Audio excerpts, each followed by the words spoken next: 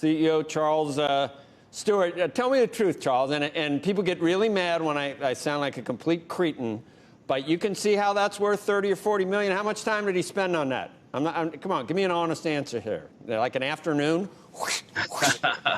I'm not sure I can answer this, but one of the great things about the art market is these auction businesses. It's a true marketplace, so you can understand that very well. I do, and that was very much in evidence over the last couple of days here at Sotheby's. Yeah, and I'm sure Robert has some really smart questions as well. I will never forget the unmade bed with the cigarettes in the ashtray. That went for millions of dollars too. But it's in the eye of the beholder, obviously. But it does give us the people that watch the financial market so closely. It can be a proxy or a harbinger or a leading indicator of just how speculation and how flush people feel in these trying times. So you'd have to say this was like, what, a B+ or even an A for the type of interest and results? Yeah, I would definitely give it an A, as a matter of fact, because it stacks up, the whole sale stacks up very favorably on any basis. We had a depth of bidding. We had bidders from 20 countries. Robert noted the bids from China, which were very active.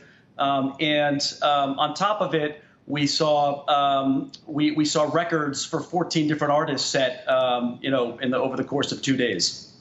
Amazing.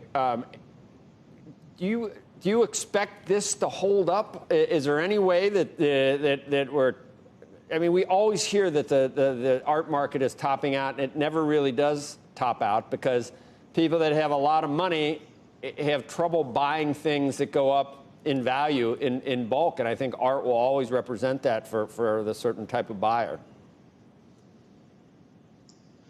Well, I think that one thing we saw for sure over the last 2 days is that value for A+ masterpieces has held up very well. I think that has often always been the case in many categories, not just art, but especially for artists who are not living, they're not making more of them. And so we had a lot of fresh work come to market, and the prices very much reflected the quality and demand for masterpieces in particular. What would you say about the way that it was conducted and the ability for all of us to operate in this virtual world? What were the drawbacks? Were there any positives? We see some stocks that go up because of the world we're living in right now. What would you say?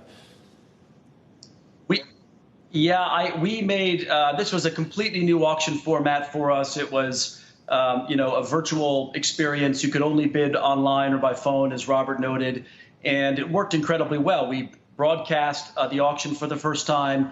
We probably had the largest audience by a factor of 4 or 5 that we've ever had for an auction. So I think all of the production values and adaptations that we made using technology really helped create the overall outcome that was so very positive. So you would even say that offset was there slightly less excitement or adrenaline that you're not there in the same space seeing the person that you're bidding against? I guess there's a lot of phone bids that come in anyway, even at a real auction.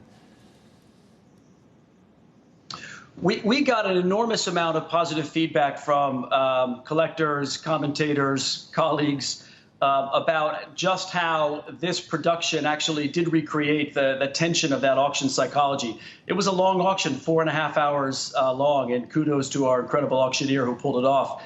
But the tension was very much there, I would say. And if you watch on our website, you can see some of the bidding, and you'll get a sense for what I'm talking about.